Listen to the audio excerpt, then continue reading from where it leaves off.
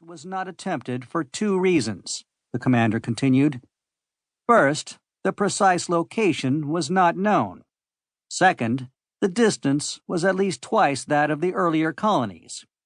At the time, there was a feeling of optimism which seemed to make the attempt superfluous. Now, the situation has changed.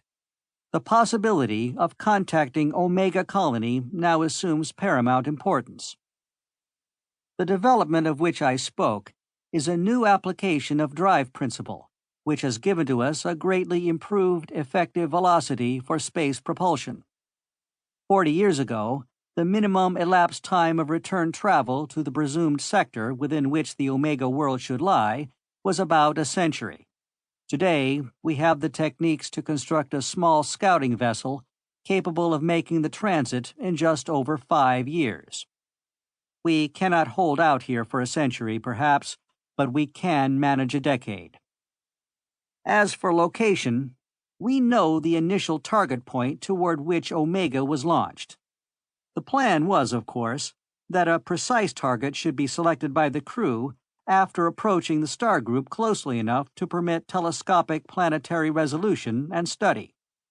There is no reason why the crew of a scout could not make the same study and examination of possible targets and, with luck, find the colony.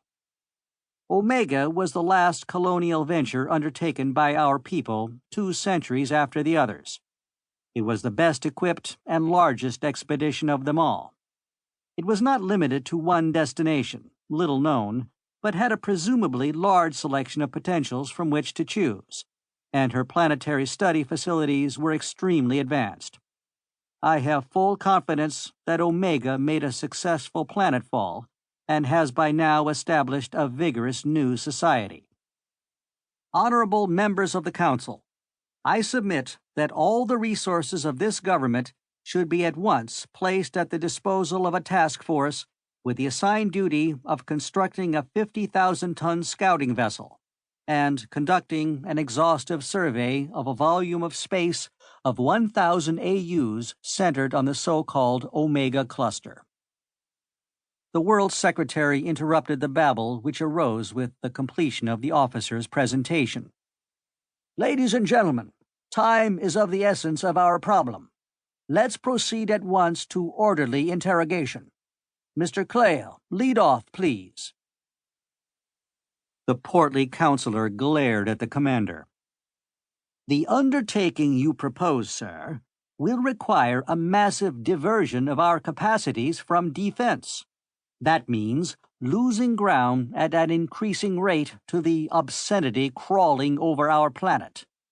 That same potential applied to direct offensive measures may yet turn the balance in our favor.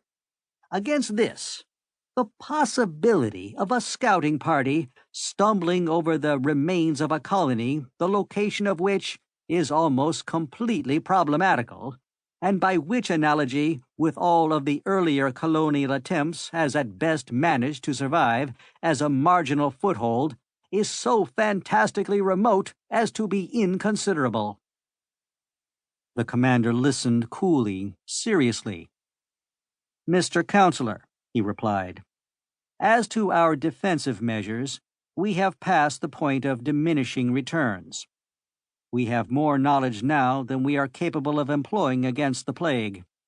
Had we not neglected the physical sciences as we have for the last 2 centuries, we might have developed adequate measures before we had been so far reduced in numbers and area as to be unable to produce and employ the new weapons our laboratories have belatedly developed. Now we must be realistic. There is no hope in that direction. As to the location of the Omega world, our plan is based on the fact that the selection was not made at random. Our scout will proceed along the Omega course line, as known to us from the observations which were carried on for almost 3 years after its departure. We propose to continue on that line, carrying out systematic observation of each potential sun in turn. As we detect planets, we will alter course only as necessary to satisfy ourselves as to the possibility of suitability of the planet. We can safely assume that Omega will not have bypassed any likely target. If we should have more than one